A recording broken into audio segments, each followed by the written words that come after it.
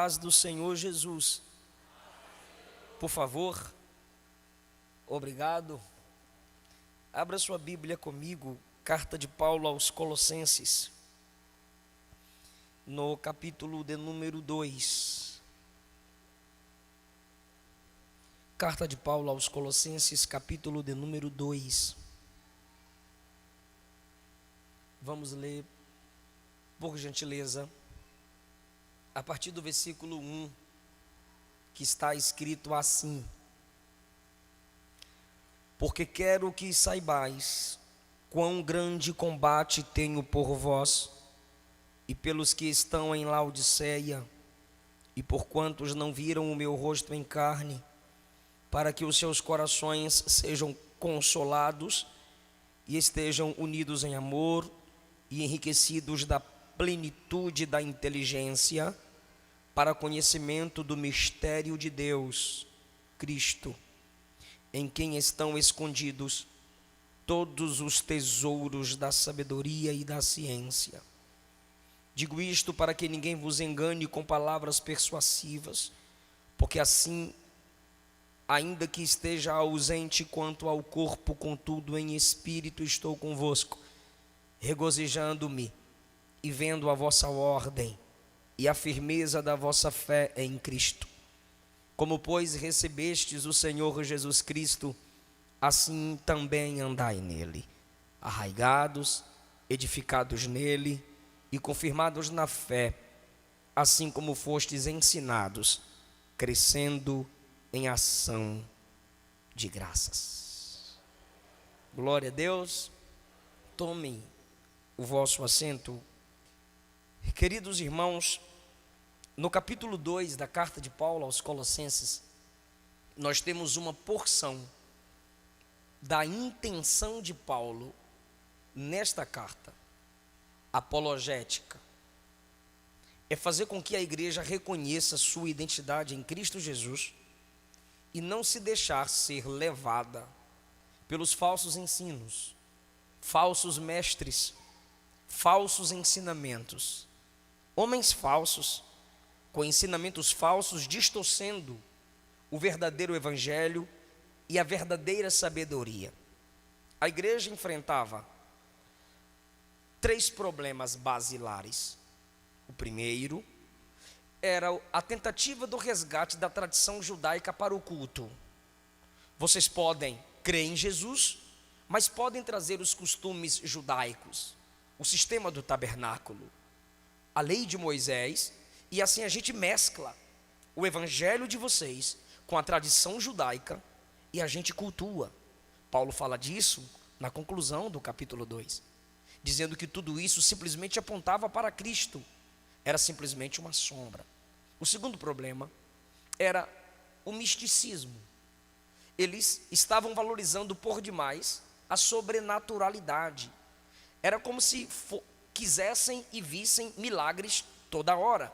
E se acontece todo dia, toda hora, deixou de ser milagre, porque milagre é sobrenatural, nunca natural. É algo incomum. Então, em todo culto se via anjos. E Paulo diz que essas visões de anjos eram soberba da carne. Paulo diz que eles estavam apegados em visões que eles inventavam e não viam nada. E você percebe que na maioria das vezes na Bíblia Sagrada, quem teve experiência com anjo, representando o próprio Deus, ou entregando uma mensagem, ou operando um livramento, houve temor nessas pessoas. E em muitos lugares em que se busca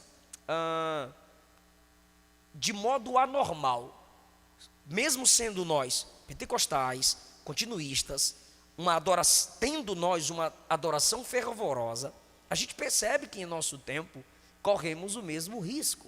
Teve um período no Brasil que a maioria das músicas eram prometendo anjos, que a maioria das mensagens eram invocando anjos. A maioria das igrejas neopentecostais sempre apelam que tem anjo, e tem anjo da guarda, e tem anjo do seu lado, e tem anjo aqui, e tem anjo lá, e Cristo, que é o foco no culto, fica de escanteio. O terceiro problema que a igreja enfrentava, semelhantemente aos problemas que enfrentamos, perceba, a tentativa do resgate da tradição judaica, o misticismo, aquela busca frenética por experiência espiritual, visões, e nada de leitura da palavra. E o terceiro era a filosofia humana supervalorizada, as técnicas. É claro que eu, como pregador, preciso dar valor aos estudos, a exegese, a hermenêutica. Tem postura, tem a ética, tem a homilia, tem o estudo da homilética. Porém, é preciso haver um equilíbrio.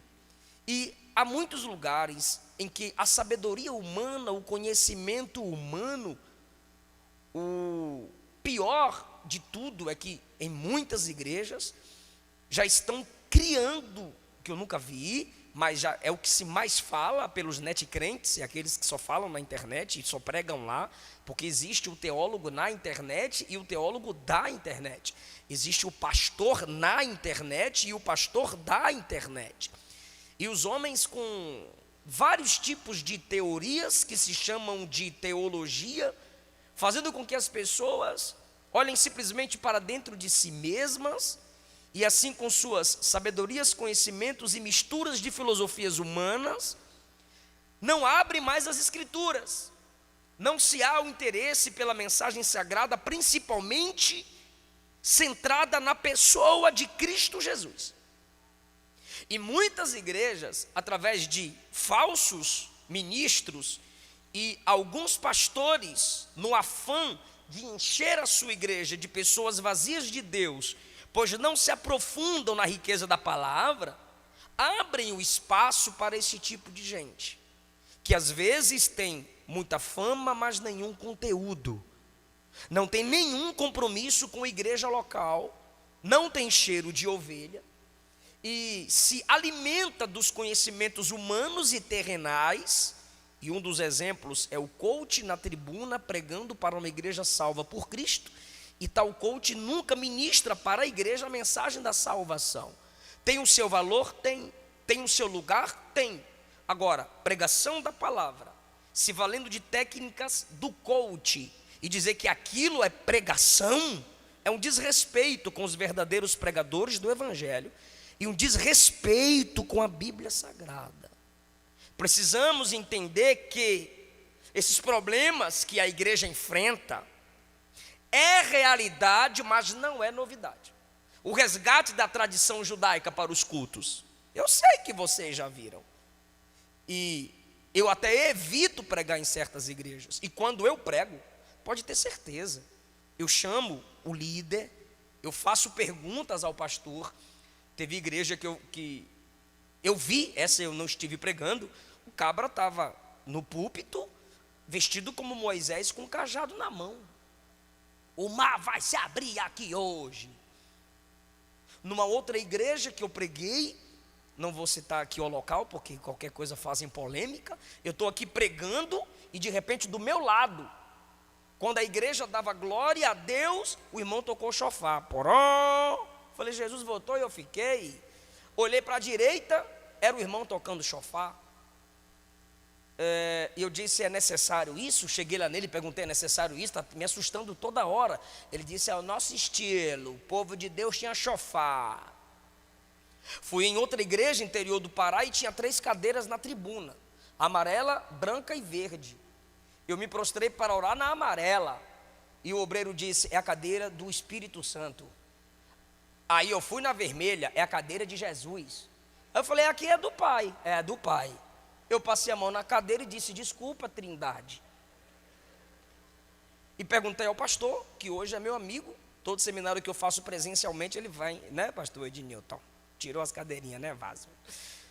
Eu cheguei para ele no final do culto e perguntei, Deus é onipresente? Sim, pastor, Deus é onipresente. Sendo ele onipresente, por que você crê que ele está sentado em 3 cadeiras na tribuna de sua igreja?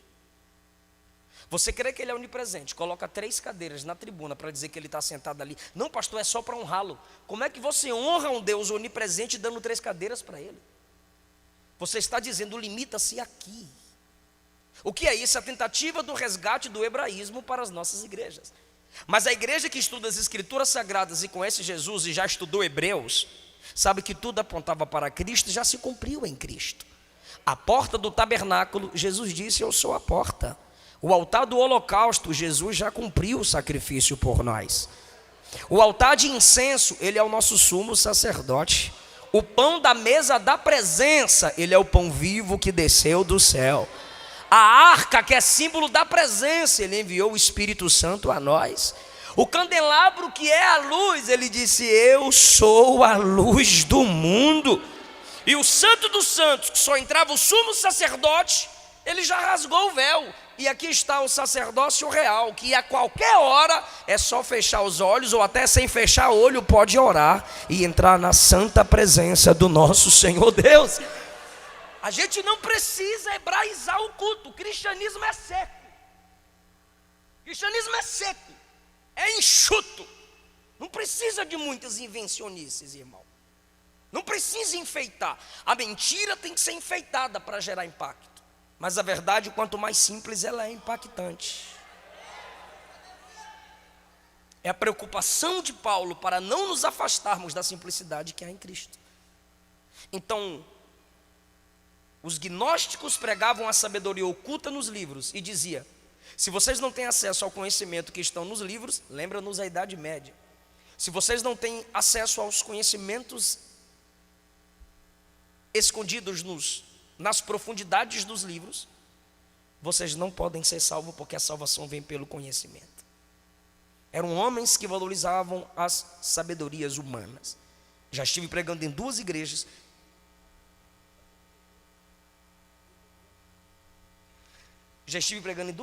Pastor Binaí, que no final da mensagem, enquanto o pastor presidente me levava para o hotel, ele disse: você prega demais, mas você tem que estudar mais humanas, para fazer o povo sentir, arrepiar. E me deu um livro de 500 páginas. Está aqui, para você mexer com o emocional. Pede o fundo musical. E na hora que você subir, o cara sobe com você.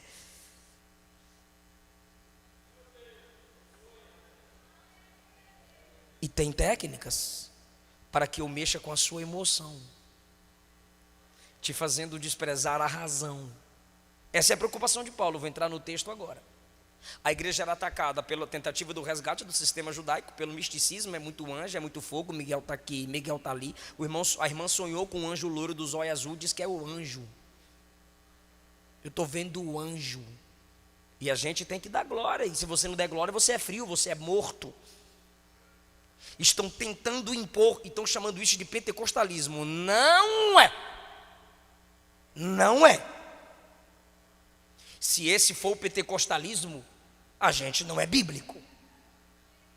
O que isso gera em Paulo, que faz Paulo lembrar a igreja a sua identidade? 30 minutos eu encerro. Versículo 1. Eu quero que vocês saibam quão grande combate tenho por vós.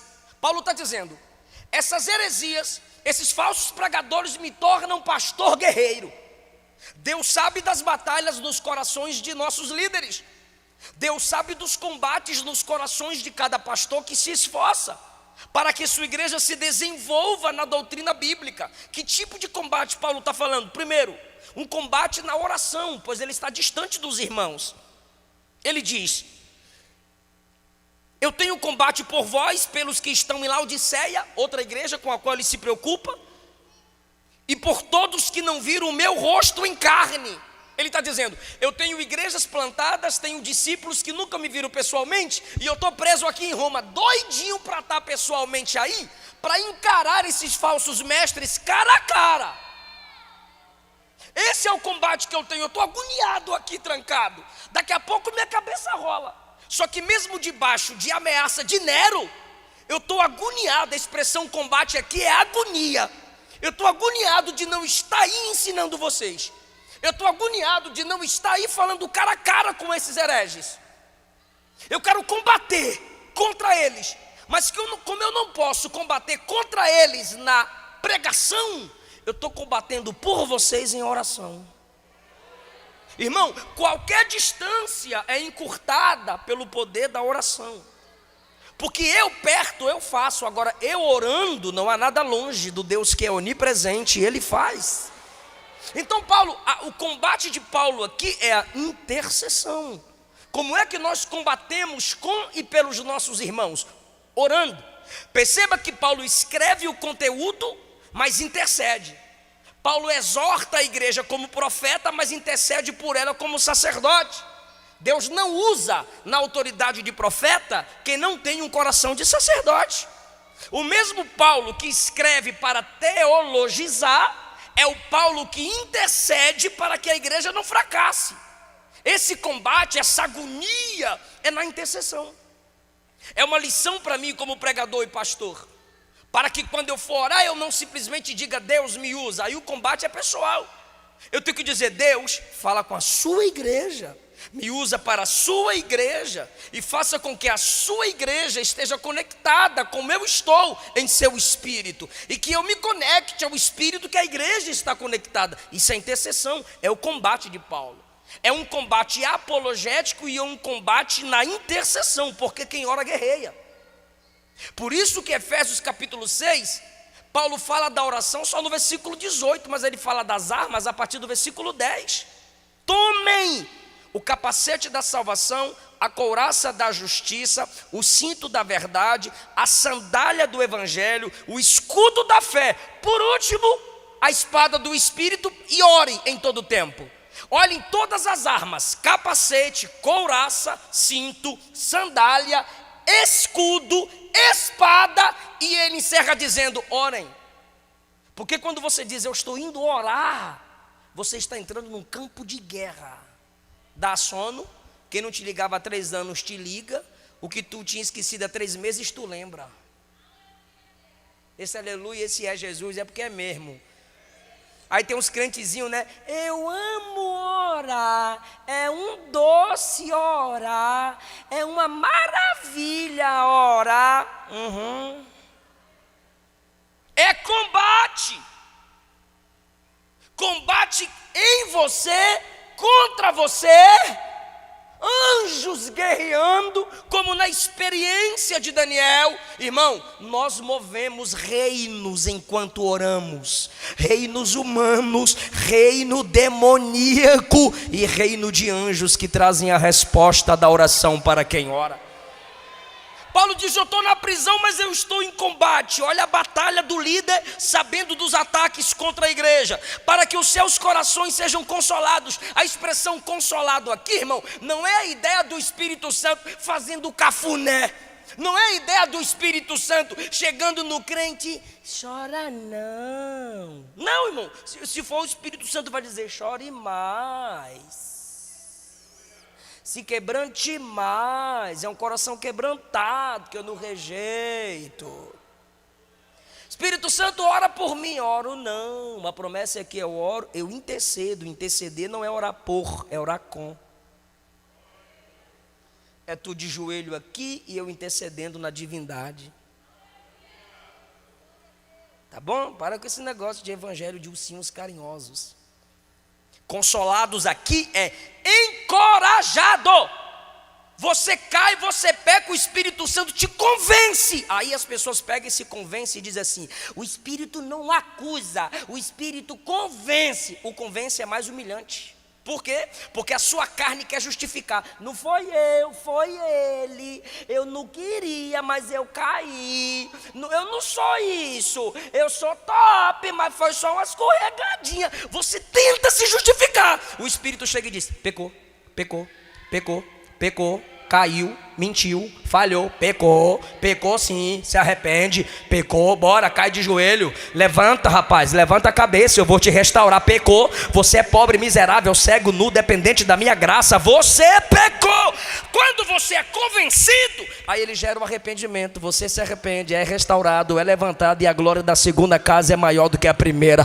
Esse é o poder do Espírito, te consolar, te encorajar a lutar novamente.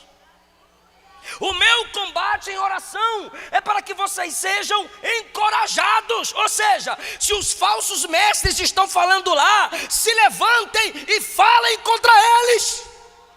Mentirosos, ladrões, adúlteros, ímpios, lobos, cães. E fiquei sozinho. Você é a igreja de Deus para isso. Você tem autoridade na palavra para isso. Quando Elias confrontou os falsos profetas de Baal, não foi Elias que foi buscar eles.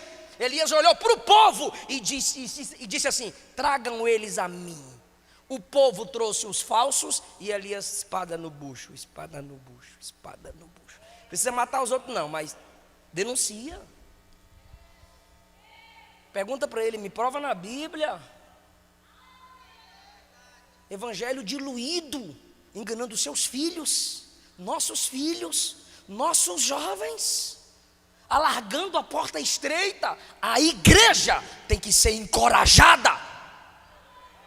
Pastor, e como é que a igreja é encorajada? Bora para o versículo 2. Estejam unidos em amor. Igreja onde não tem amor é morta. Igreja onde não tem amor é fraca, porque Cristo é o amor e está nela, se ela ama. Estejam unidos em amor, enriquecidos da plenitude da inteligência para conhecimento do mistério de Deus, Cristo. É assim que a gente é encorajado. Como? Em amor, um ajudando o outro. Segundo, amor, né? Segundo, razão. Tem igreja que ama demais, mas não pensa nada.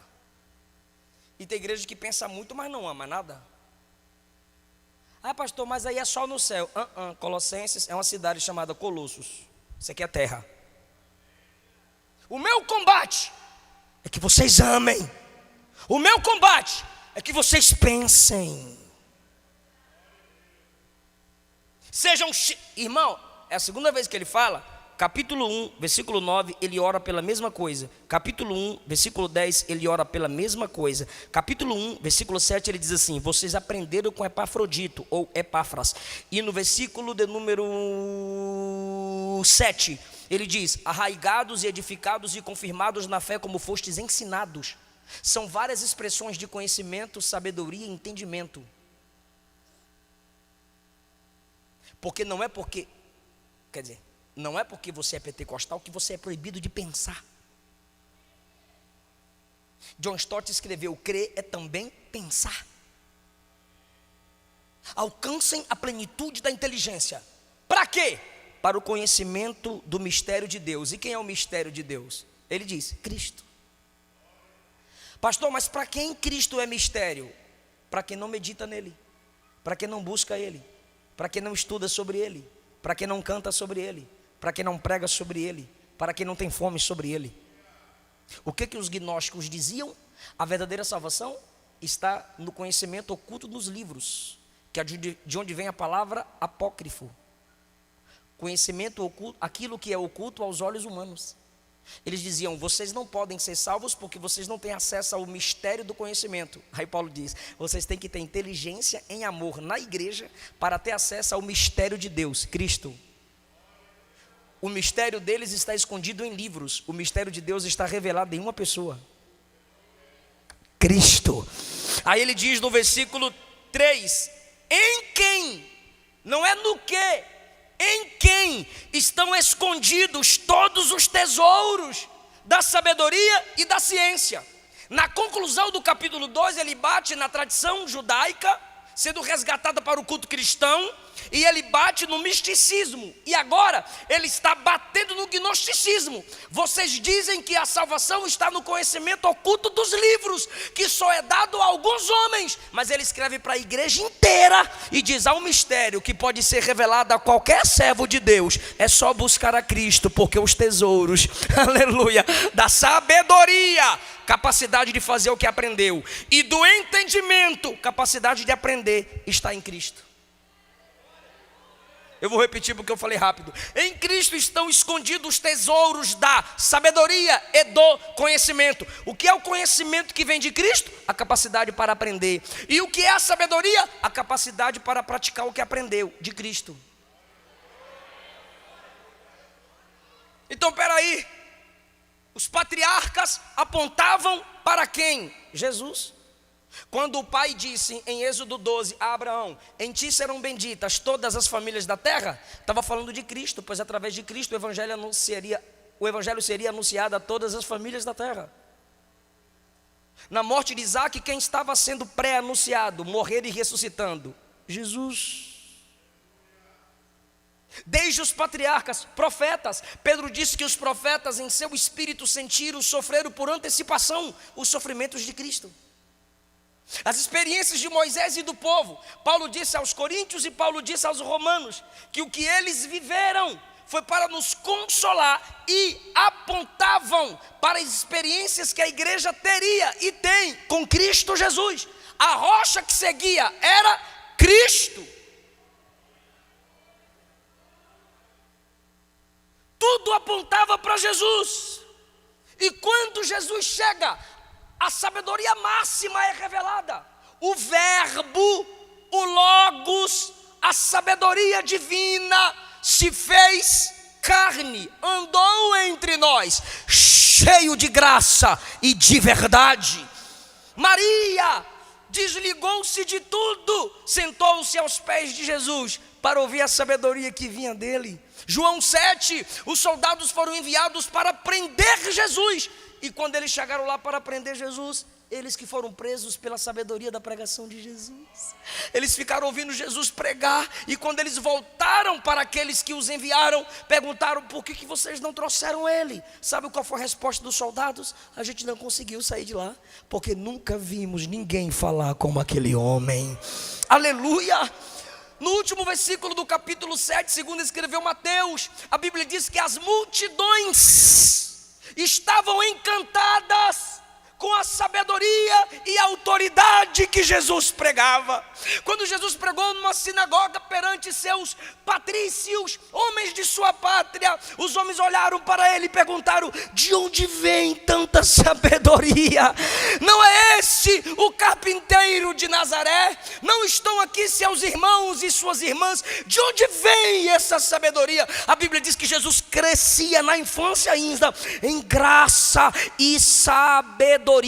Esse Jesus, que era a própria sabedoria encarnada, chamou 12 homens comuns, pescadores, violentos, cobradores de impostos, encheu com a sua sabedoria. Esses homens pregaram uma mensagem que abalou o mundo, e há 2000 anos atrás essa mensagem começou a ser pregada e está de pé até hoje, doutrinando a igreja, ensinando a igreja, capacitando a igreja. Por quê? Porque essa sabedoria, essa mensagem veio de Cristo Jesus. E por que nós pregamos pouco sobre Cristo? Por que nós cantamos pouco sobre Cristo? Você já percebeu que a gente gosta muito de ler os milagres que Jesus fazia? É muito legal os milagres que Jesus fazia e as pregações que Jesus pregava. Irmão, quando tu estiver atribulado, leia os milagres de Jesus, aí você é consolado. Mas quando você estiver consolado, abra a Bíblia e leia as pregações de Jesus. Aí tu fica atribulado. É fogo, é espada, é pedra. As palavras de Jesus leem a gente. As palavras de Jesus quebram a gente. Mas é nas palavras de Jesus que a gente adquire sabedoria para vencer o mundo, a carne e o diabo. Alguém está entendendo essa palavra? Pode agradecer pela sabedoria que Ele nos deu através da palavra e do Espírito Santo. Ele disse que o Espírito Santo não falaria de si. Olha o que Jesus disse: o Espírito não falará de si, mas falará do que ouviu. O Espírito ouviu de Cristo e fala à igreja através do que ensinou aos apóstolos, e os apóstolos deixaram registrados para nós. Então Paulo diz assim: eu estou combatendo, intercedendo, eu estou combatendo apologeticamente, defendendo vocês dos falsos ministros, das falsas doutrinas. E como é que vocês vão me ajudar a combater? Em união e buscando a inteligência na pessoa de Cristo. Conhecer Cristo, o que Cristo fez, o que Cristo pregou, a obra de Cristo. que é a partir dos evangelhos, as cartas e conclusão no Apocalipse. Aí ele diz no 4, eu estou dizendo isso para que vocês não sejam enganados, pois ainda que eu esteja ausente no corpo, que é o desejo dele, eu queria estar aí para defender vocês, mas eu estou ligado em espírito com vocês.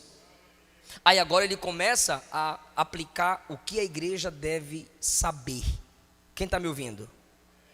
Ele vai falar agora que a igreja deve ter um comportamento. Ele tem um comportamento dele. Eu estou preso, mas estou combatendo. Eu estou preso, mas estou sabendo do que está acontecendo aí. Eu estou escrevendo. Estou mandando vocês buscarem inteligência cristocêntrica. Estudem Cristo, leiam Cristo, escute música de Cristo, pregue sobre Cristo, leia Cristo, pregue Cristo, se encharque de Cristo.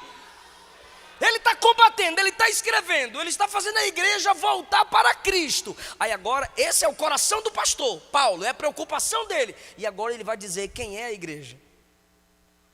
Versículo 6. Como vocês receberam o Senhor Jesus, andai nele. Lembra de quando vocês receberam Jesus? Lembro, Paulo, com lágrima, quebrantamento, fé, coragem, alegria, esperança. Continuem assim. Lembrem de quando vocês eram novos convertidos. Lembra do primeiro amor. Lembra daquela fé que você acreditava que era só falar de Jesus que o negócio acontecia. Era só dobrar o joelho que o negócio fluía. Você era simples. É isso que Paulo está dizendo. Como você recebeu Jesus, ande nele. Primeira coisa que a igreja é. A igreja é um povo que recebe Jesus. O maior presente que a humanidade recebeu foi o Filho de Deus, o próprio Deus encarnado entre nós. Não é à toa que no Natal as pessoas compartilham presentes e lembram do nascimento de Jesus. Não pelos presentes que ele recebeu, mas pelo presente que ele foi. Porque Deus amou o mundo de tal maneira que deu seu Filho unigênito, para que todo aquele que nele crê não pereça, mas tenha vida eterna. O mundo pode te oferecer o que for, nada se compara ao Cristo que você já recebeu. Aleluia! Já viu aqueles crentes ignorantes? Não foi você que recebeu Jesus, foi Jesus que recebeu você. Mas Paulo está dizendo que a igreja é um povo que recebeu Jesus. Segundo lugar, andai nele. Se é para eu andar nele, Jesus é um caminho e a igreja são peregrinos. Pedro disse, e Hebreus 11 diz, que os patriarcas diziam, somos peregrinos e forasteiros. E Pedro disse que a igreja é um povo que está peregrinando, porque ela sabe que sua pátria eterna não é aqui. O que é a igreja? Um povo que caminha, um povo que avança. No capítulo 2, Abraão é chamado. No capítulo 15, Abraão tem a promessa confirmada. No capítulo 22, Abraão ouve Deus lhe dizer, agora sei que você me teme. Abraão caminhou. José começa como o escolhidinho do pai, fofoqueiro dentro de casa. Termina como governador e termina profetizando a sua vida, profetizando que o povo iria sair da terra do Egito.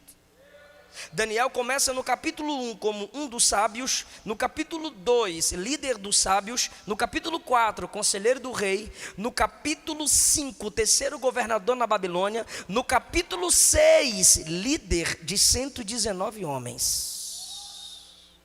E no capítulo 11 o anjo disse, tu porém vai até o fim. Continua caminhando, Daniel.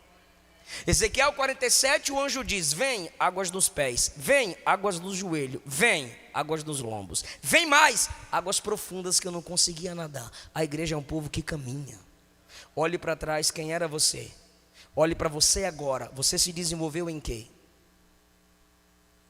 Não me diga que o seu versículo preferido é único. Salmo 23, verso 1, parte A, pelo amor de Deus, irmão. Quanto tempo você orava, quanto tempo você consegue ficar de joelhos diante de Deus? Para a vergonha de muitos, Jesus disse aos discípulos, nenhuma hora vocês conseguem ficar comigo em oração. A gente ora 20 minutos e já se sente Daniel na cova do leão. Jesus disse aos discípulos, nenhuma hora? Você está se desenvolvendo na sua leitura da palavra? Não pare de caminhar. Que Deus te torne melhor do que ontem, pois amanhã Deus vai te fazer melhor do que hoje. A igreja é um povo que caminha. Jesus disse, eu sou o caminho, eu sou a verdade, eu sou a vida. Quando você lê Atos capítulo 9, a Bíblia diz que o povo de Deus era chamado de o povo do caminho, porque era o povo que caminhava evangelizando. Nós somos o povo que caminha, que avança, e não vamos desistir. Terceiro lugar, primeiro, a igreja é um povo que recebeu Jesus, maior presente. Segundo, a igreja é um povo que anda em Jesus, Ele é o caminho, conectados a Ele, a gente nunca se perde. Terceiro, arraigados, enraizados. Ele muda a linguagem agora, para uma linguagem da agricultura. Enraizados. Cada crente é árvore. Se a raiz, se suas escolhas, suas decisões, suas profundas emoções, profundos anseios e desejos não estiverem fincados na palavra de Cristo, você não faz parte da lavoura chamada igreja, conjunto de árvores. Por que tem que ter raiz? Porque quanto mais profunda é a raiz em Cristo, mais frutos daremos. E você já percebeu que nada da árvore se perde. A raiz, o tronco, a seiva, as folhas, o galho, os frutos, a sombra, o verde, a beleza. Da árvore nada se perde. Nenhum crente na igreja é inútil no reino de Deus. Todo crente aqui tem valor, independente de sua missão. Tudo que você faz para a glória de Deus, em amor uns pelos outros, não é desperdício no reino de Deus. Enraizados nele. Isso aqui é para quem está enraizado nele, firmado nele, em Cristo Jesus. E edificados nele. Quando Paulo fala de raiz, ele está nos chamando de árvores. E agora Paulo diz, edificados em Cristo. Aqui ele pula da árvore para o edifício. Ele pula da agricultura para a construção. Se na árvore tem que ter raiz para ter quantidade de fruto, na construção tem que ter a base para ter qualidade da obra. E olhe para essa igreja. Essa igreja prédio, uma linda construção, material de qualidade. Porque em Cristo não tem como o material ser sem qualidade. Edificados nele, quem está edificado em Cristo constrói uma vida de qualidade, ministério de qualidade, casamento de qualidade, futuro de qualidade. Se Jesus está no centro, irmão, vai ter quantidade da árvore e a qualidade da obra. É uma construção. Agora entenda que as duas visões são entenda que todas as imagens são processuais. Pela primeira vez eu vou te incomodar, diga, todas as imagens são processuais. Bora lá, bora, andai nele, repete. Como é que se caminha? Passo a processo. Arraigados, o processo da árvore. Árvores frutíferas não se fazem de um dia para o outro. Raízes para baixo, começa a brotar, vem o tronco, vem os galhos, vem a folha, vem o fruto, vem a sombra. É processo. Edificados nele, não se faz uma grande construção de um dia para o outro. A igreja é um povo que vem sendo construído. E cada pessoa que vai aceitando Jesus é uma pedra viva colocada nessa grande construção chamada igreja. E tudo que você for fazer na igreja, para Cristo, é para a glória dele. Isso é o que determina a qualidade de nossa obra. Qual a intenção do seu coração? Aplausos ou edificação do irmão e glória de Deus? Paulo diz que no tribunal de Cristo ele vai examinar as intenções do coração. Não é quanto tempo eu preguei, é porque eu preguei. Não é por quanto tempo você congregou, é porque você congregou e o que de valor você fez onde você congregou. Edificados nele, confirmados na fé, como fostes ensinados. Processo também. Primeira imagem, recepcionando Jesus, no processo da palavra, da pregação, do arrependimento. Segundo, andando nele, caminhando, passo a passo, evoluindo a cada dia. Terceiro, enraizados nele, colocando suas decisões mais profundas em Cristo Jesus e em sua palavra. Edificados nele, construindo sua vida, olhando para ele como a pedra angular, como Jesus faria, o que Jesus falaria. Último lugar, como fostes ensinados. Ou seja, a igreja é uma escola e o aprendizado também é um processo. Me ajuda? Me ajuda? Diga: a igreja é uma escola e o aprendizado é um processo. Olha o que Paulo diz: vocês foram ensinados, permaneçam como foram ensinados nele. Toda a doutrina que Paulo passou, que Paulo passou a Epafrodito, e Epafrodito passou a eles, era sobre a pessoa de Cristo. Irmão, eu venho comentando sempre com a minha esposa, que a cada dia que passa, eu sou um aluno que nunca se forma. Não simplesmente por causa dos livros, mas eu aprendo com os meus irmãos, eu aprendo com a igreja, eu aprendo na igreja. Nós tínhamos a escola dos patriarcas, eles ensinavam seus filhos. Nós tínhamos a escola dos profetas, Samuel abriu, Elias cuidou, Eliseu herdou. Lembra? Discípulos dos profetas. Israel tinha a sua escola profissional. Lembra de Aholiabe, Bezaleel, no deserto? A escola sacerdotal, levitas e sacerdotes abrindo a lei e ensinando a palavra de Deus. Esdras, mais levitas e Neemias ensinando. A escola nas sinagogas, no cativeiro, eles criaram as sinagogas para estudarem a palavra de Deus. Aí vem Jesus e monta uma escola com 12 homens e começa a lhes instruir o evangelho. Em Atos 2 eles são cheios do Espírito Santo, mas na conclusão de Atos 2 eles se reuniam de casa em casa para aprender a doutrina dos apóstolos. E agora Paulo diz: permaneçam como vocês foram ensinados. Precisamos sentar para aprender, calar a boca, sentar, escutar, anotar e depois transmitir, porque somos guerreiros da verdade divina. Só que essa verdade só nos capacita a guerrear se a gente se cala e aprende com ela. A igreja é uma escola. Nós temos a escola dominical, nós temos os nossos seminários. Então, pelo amor de Deus, em nome de Jesus, por favor, por gentileza, estude a palavra. A Bíblia não é um livro para simplesmente ser lido. Um monte de gente me xingou uma vez, crente xinga, eu vi que crente xinga. Um monte de crente me xingou uma vez no Instagram, porque eu postei assim em cima: não leia a Bíblia, meu Deus do céu. Aí os crentes que não leram a legenda: falso pastor, eu sabia que sua máscara ia cair, inimigo da palavra, lobo, cão devorador. Não leia a Bíblia, coloquei reticências. Aí embaixo eu coloquei: sem anotar, sem uma revista bíblica da escola dominical, sem pedir conselho a um mestre mais experiente, sem comentários bíblicos, sem atlas bíblicos. E eu fui colocando vários conselhos de como você cresce no conhecimento da palavra. A igreja é uma escola, e dessa escola eu não quero sair nunca. Eu sou um aluno que nunca se forma. Eu quero a sabedoria de Cristo que vem da noiva do Cordeiro. Quem pode dar glória a Deus por essa palavra? Fica em pé comigo, adorando o precioso nome de Jesus.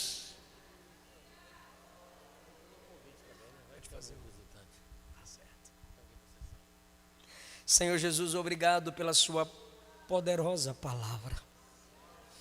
Obrigado, Cristo, tu és a sabedoria encarnada. Obrigado pelos mestres profetas que o Senhor levanta na sua igreja que é apostólica. Um povo enviado para fazer a diferença. Obrigado, Jesus, porque aqui homens e mulheres silenciaram-se, calaram e te glorificaram diante da mensagem que o Senhor trouxe aos nossos corações. Aviva-nos, aviva nossa mente, Deus,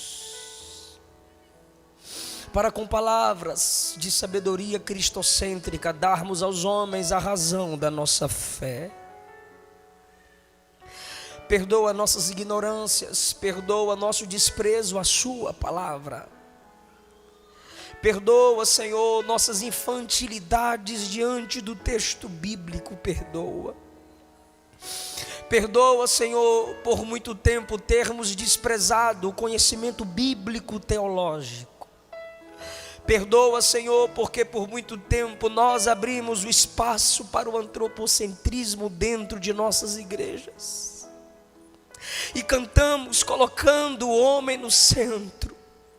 Pregamos colocando o homem no centro, e Paulo ensina que Cristo é o centro. A igreja só vencerá se Cristo for o centro. Recebendo Ele, andando nele, edificado nele, plantado nele, ensinados por Ele, agradecendo a Ele. Porque dele, por Ele e para Ele são todas as coisas. A Ti, Jesus, a glória. A Ti, Jesus, a honra. A Ti, Jesus, o louvor. Ó Trindade Santa, desperta-nos para agradecermos ao Pai que enviou, ao Filho que se entregou e ao Espírito que aplica em nós a regeneração, a santificação e a palavra do Senhor. Minhas vestes no sangue lavei. Peça perdão a Ele. Das tuas águas. Você passou o dia e não leu Bíblia, peça perdão a Ele. Você passou o dia e não falou com Ele, peça perdão a Ele. Nos perdoa, Jesus. Meus dons e talentos são nos perdoa, Jesus. Meus dons preciosos são teus. Não vejo razão na minha vida sem ti. Tu és meu Senhor e meu Deus. Assim como o fogo refina o ouro, vem tua obra em mim completar, até que o mundo possa ver tua glória em meu rosto brilhar. Até quando? Até que o mundo possa ver tua glória em meu rosto brilhar. Glória a Jesus. Você pode dar glória a Jesus? Alguém em nosso meio que se sente atraído por essa mensagem a Cristo? Alguém que se afastou do Evangelho, mas hoje se sente atraído pelo poder dessa palavra e quer voltar para papai? Ou você que nunca entregou sua vida a Cristo Jesus, mas hoje você reconhece pelo poder do Espírito: eu preciso de Jesus. Eu preciso de Jesus. Se você quiser, nos dê um sinal com a sua mão, a gente ora por você. Você se sentiu tocado, atraído a Cristo por essa mensagem, e você quer mudar de vida, você quer ser restaurado pelo poder de Cristo Jesus, o Filho de Deus. Mas essa é uma missão do Espírito. Se o Espírito não fizer, não há homem que faça, nem você mesmo. Você é morto, você é defunto. Mas se Ele te tocar, você é ressuscitado. Você recebe a vida de Deus. Temos alguém que hoje se arrepende dos seus pecados, se arrepende de ter deixado Jesus e quer se apegar ao Cristo de Deus, voltar para papai e firmar-se na palavra pelo poder do Espírito. Se não temos, eu agradeço essa rica oportunidade. Que Jesus continue sustentando essa igreja na sua palavra, na sua presença. Obrigado, queridos.